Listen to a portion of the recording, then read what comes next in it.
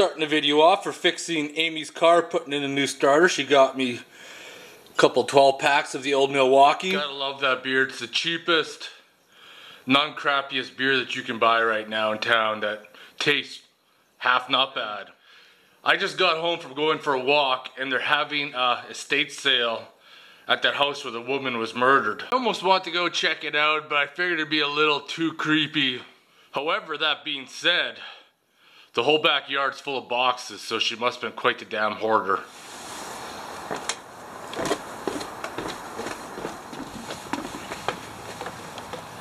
I did actually go to the estate sale, bought another cooler. It's that matching cooler. One for beer, one for food. Not gonna lie, that was just a little bit creepy. Yeah, you can see where the door was fucking kicked in or something by the police. The door jam's all broken, the door frame's all busted. There's like blue dye all over the walls. Kind of fucking creepy, but next door neighbor said, hey, they're having a sale, we're gonna go. And I'm like, okay, let's go fucking check it out. It's currently February 27th, and normally we would be getting snow, but it's pissing rain outside in February. Actually, the weather's dropping, so it's starting to turn to snow now. Man, I got quite the messy hair, which means tonight, once it freezes, wouldn't be surprised if there's going to be a shitload of accidents because people cannot drive when everything gets fucking icy. And just as soon as it came, it stopped.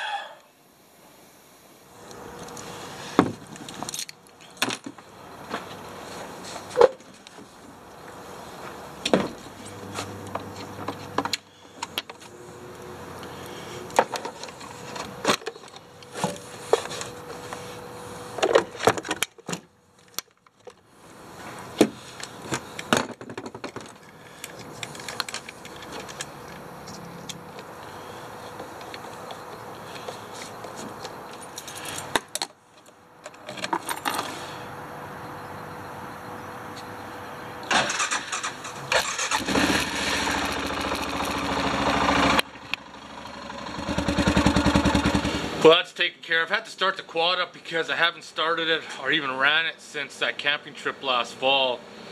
And then because of my surgery and everything else this winter, wasn't able to get out. So hopefully to get out soon because I see the surgeon next week and I'm hoping to get cleared.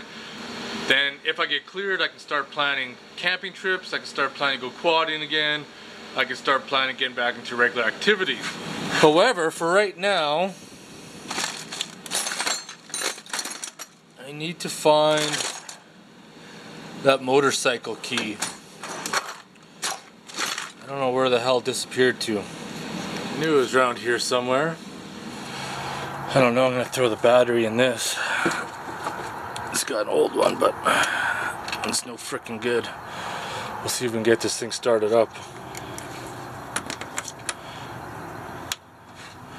There we go.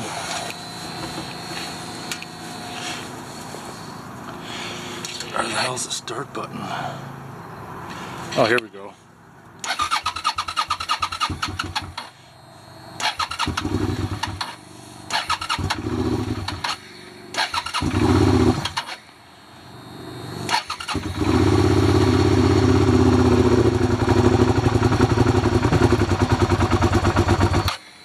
Ooh, stubborn.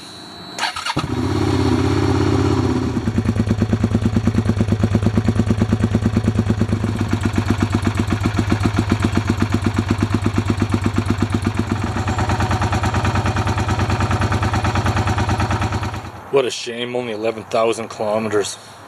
I don't know, what do you guys think? What kind of interesting project should we make out of this old bike that a roommate left here for like the past 4 years? He's been gone for 4 years, so I guess the bike is pretty much mine. I mentioned that before, so never really decided what I want to do with it. It can't be licensed, so we gotta build something with it. I got a couple hours runtime on this motor now, just make sure everything's kind of running okay, but I want to do a compression test and see what the compression is with the clone block and the clone piston. So we'll pull this plug out of here. We'll check her out.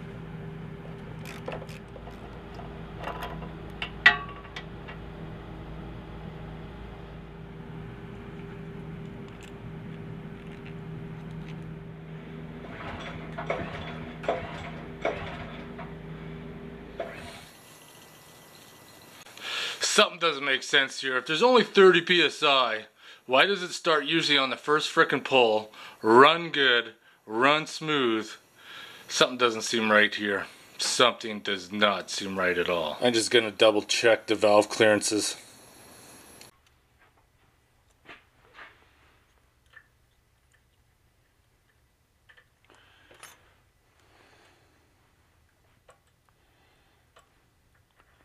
Ran it for a while. The intake is definitely fucking way out to lunch. I think I'm gonna need to pull that head off to investigate and see what's going on. Yeah, it doesn't take long once you've had these engines apart a few times. It's gonna pull the 4 bolts off for the head, and the head's gonna come right out.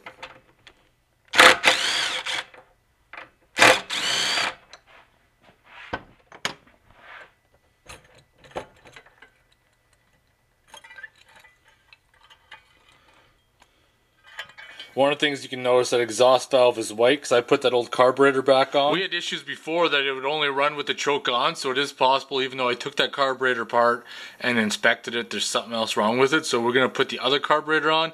Now as far as the low compression goes, when I have a theory, what I'm going to try to do is, I didn't use the piston rings that came with this piston.